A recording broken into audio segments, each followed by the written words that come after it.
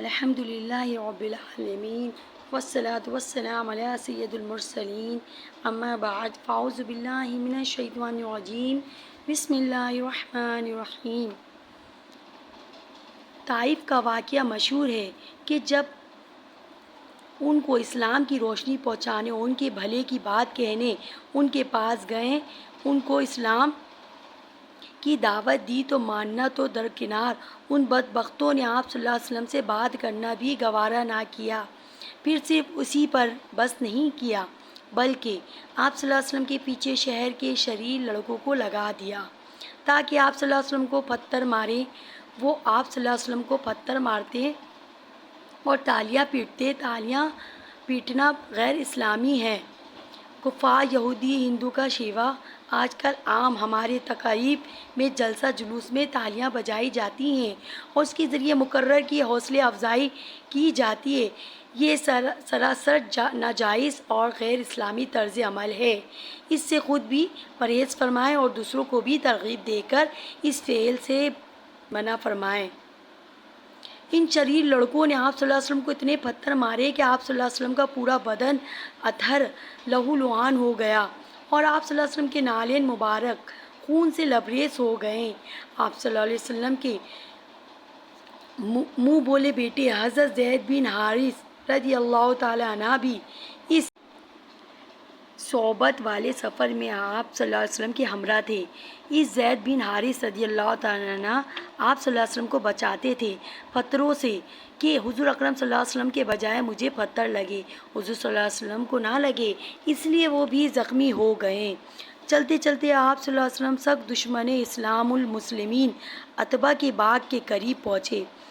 آپ صلی اللہ علیہ وسلم اتنے زخمی حالت میں تھے کہ اس دشمن اسلام کو بھی آپ صلی اللہ علیہ وسلم کی حالت دیکھ کر ضبط نہ ہو سکا اور آنکھوں میں آنسو آ گئے اور اپنے غلام کے ہاتھ میں طبق انگور و کھجور کا دے کر آپ صلی اللہ علیہ وسلم کے پاس بھیجا۔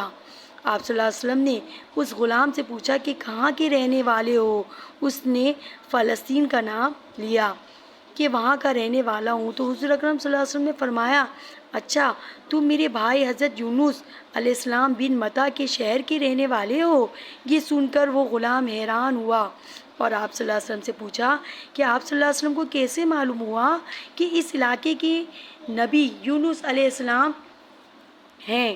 حضور اکرم صلی اللہ علیہ وسلم نے قرآن مجید کی آیت پڑھ کر سنائی تو اس کی آنکھوں سے آنسو روا ہوئے اور اس نے آپ صلی اللہ علیہ وسلم کے قدم مبارک کو بوسہ دیا اور مسلمان ہوا۔ آپ اندازہ کریں کہ اتنی زخمی ہونے کے باوجود اور تھکاوٹ اور سفر کی مشقتوں کے باوجود آپ صلی اللہ علیہ وسلم کو اپنی امت کے ایک ایک فرد سے کتنی محبت تھی کہ اپنے دکھ درد کو بھول کر اس کو اللہ سے ملانے اور دوزخ سے بچانے کی فکر میں مصروف ہو گئے۔ ہم کتنے خوش قسمت ہیں کہ ہمیں ایسا پیارا نبی صلی اللہ علیہ وسلم ملا۔ اس اثنا میں اللہ تعالیٰ نے حضرت جبریل علیہ السلام کو آپ صلی اللہ علیہ وسلم کے پاس بھیجا اور حضرت جبریل علیہ السلام نے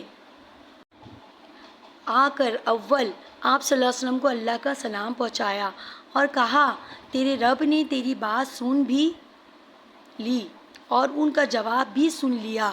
یہ میرے ساتھ مالک الجبال یعنی پہاڑوں کا فرشتہ ہیں۔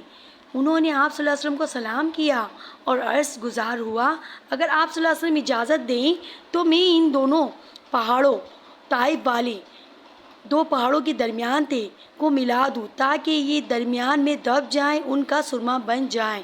آپ صلی اللہ علیہ وسلم نے یہ سنا تو فرمایا، نہیں نہیں نہیں، میں یہ نہیں چاہتا، بلکہ میں تو یہ چاہتا ہوں کہ اگر یہ مسلمان نہ ہوئے اپنی نادانی اور جہالت کی وجہ سے تو ان کی نسل میں سے کوئی مسلمان ہو جائے گا۔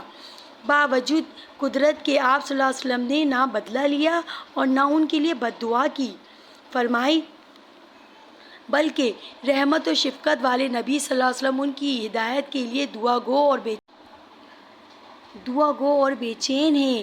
اور یہی ہوا آج جو ہم مسلمان ہیں تو حضور علیہ الصلوۃ والسلام کی شفقت کی وجہ سے ہیں، ورنہ اگر حضور صلی اللہ علیہ وسلم ان سے بدلہ لے لیتے تو کون ہمیں اسلام کی دعوت پہنچاتا۔